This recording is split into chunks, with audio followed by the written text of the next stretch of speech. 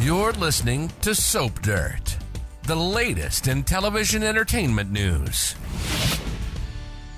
Hey there, Days of Our Lives fans. It's Belinda from Soap Dirt, and I've got your full roster of weekly spoilers for Monday, April 22nd, all the way through Friday, April 26th. I'm so excited to unpack all this for you. We've got big divorce action. We've got steamy massages. We've got confrontations, secrets coming out, people ready to get out of prison. So much to talk about. If you haven't, though, please reach down and click subscribe so you don't miss any of our updates. Now let's jump right in. Monday, April 22nd, 2024 is season 59, episode 171 of Days. And we've got Harris Michael standing guard while Ava is inside the bistro searching for the black book of Gil's contacts with drug dealers and suppliers and whatnot. Clyde Weston swore to her that if she would just give this to him, he would bug her off and leave her alone forever. So she wants it. Harris is invested in helping her get it, but the problem is they have no idea where Gil might have hidden it.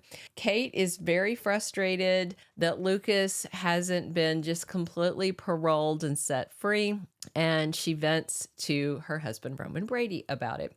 Speaking of people venting and upset, we've got Abe Carver and Kayla Brady not very happy that radioactive Paulina Price left the hospital and went to commandeer a snowplow and save Chanel, but it worked. She found her. Speaking of Chanel, Johnny feels really bad about their honeymoon going off the rails. Not only Chanel getting lost in a snowstorm, but of course, octogenarian Julie Williams showing up and getting to share, getting the bedroom while they had to sleep on the sofa. So maybe he'll take her to Italy to make up for it. That'd be nice. Tuesday, April 23rd, 2024 is episode 172 of season 59. And we've got Tate and Holly sneaking away, doing their Romeo and Juliet thing. They're going to have another stolen moment. They're going to get busted, but good for them for trying. Nicole has a nice chat about Eric, about how the relationship has evolved into this good friendship. And I just wonder if he's going to vent to her about the financial problems in his household, because that same day, Eric confronts his wife, Sloan, about all the missing money. She keeps skating around it, keeps telling him she'll, check the math, and he is very, very suspicious for very good reason.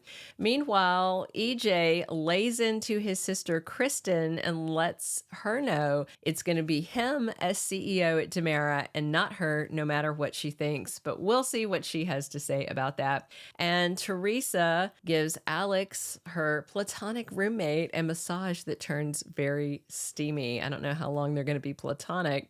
Wednesday, April 24th, 2024 is episode 173 of the current season.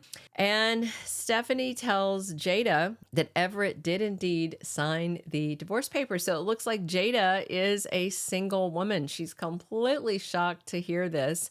Rafe, pressured him about signing it. And for whatever reason, well, actually, I know the reason. So Everett signed the divorce papers to let Stephanie know that he was moving forward with his life and has no interest in Jada. But he's also at the same time lying to Stephanie and telling her that the therapy is working when it clearly is not.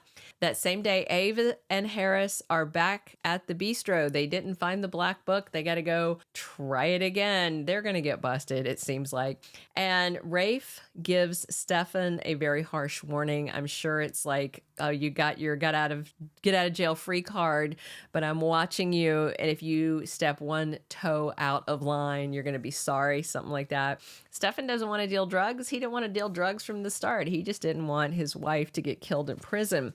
Meanwhile, Tripp wants to take Wendy away for a trip to get her mind off all the stress and panic attacks and anxiety that she's had since they were kidnapped. And Stefan and Kristen discuss who might have really killed Leishan. Well, my theory is that he had Dr. Rolf do it. That's what I think. And then Dr. Rolf was going to resurrect him. I don't think Lee Shin is dead. And Remington Hoffman has been spotted over at Days of Our Lives with a whole bunch of other actors. So it definitely looks like the resurrection is coming, but later this year. Thursday, April 25th, 2024 is when Sweeps begins on season 59, episode 174 of Days of Our Lives. Konstantin Melionis makes a big move. He's trying to break up John and Steve's bromance that has been going on for many decades. I don't know how much luck he's going to have, especially if he can't find that pawn card. And Kristen asks Alex to spend the night with her. So he really wants Theresa, but he got that very frustrating massage. So I'm looking forward to seeing how this conversation goes. And Theresa tells Brady that she feels like a failure. So I don't know if that's about Tate, about Bella Magazine going under, or about both.